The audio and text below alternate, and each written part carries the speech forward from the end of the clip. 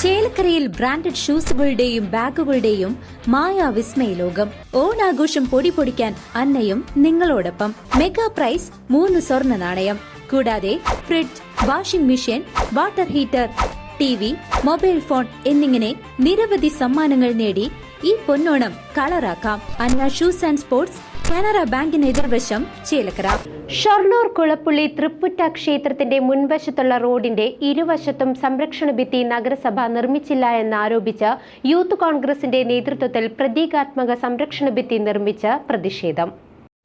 സുരക്ഷയ്ക്കായി തൃപ്പുറ്റ ക്ഷേത്രത്തിന് മുൻവശത്തെ റോഡിന്റെ ഇരുഭാഗങ്ങളിലും സംരക്ഷണ ഭിത്തി നിർമ്മിക്കണമെന്നായിരുന്നു നാട്ടുകാരുടെ ആവശ്യം.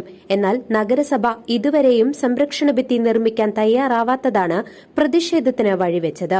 ഒടുവിൽ യൂത്ത് കോൺഗ്രസ് സമരത്തിന് രംഗത്തിറങ്ങി.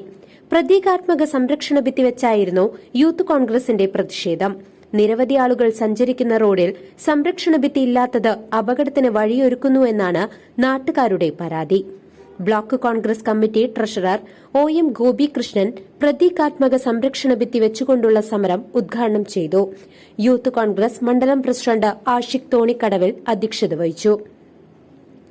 വിനീത, C Ashiq, A Santhosh, K Manikandan, Abhijith മുണ്ടായ, A Rafeeq, Achu, C Rajan തുടങ്ങിയവർ പങ്കെടുത്തു.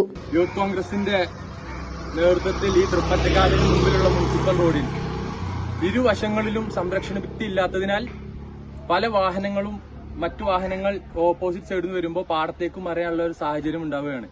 കഴിഞ്ഞ ആഴ്ച ഇതേപോലെ ഒരു ഓട്ടോറിക്ഷ തട്ടി ഒരാൾക്ക് അപകടം പറ്റി.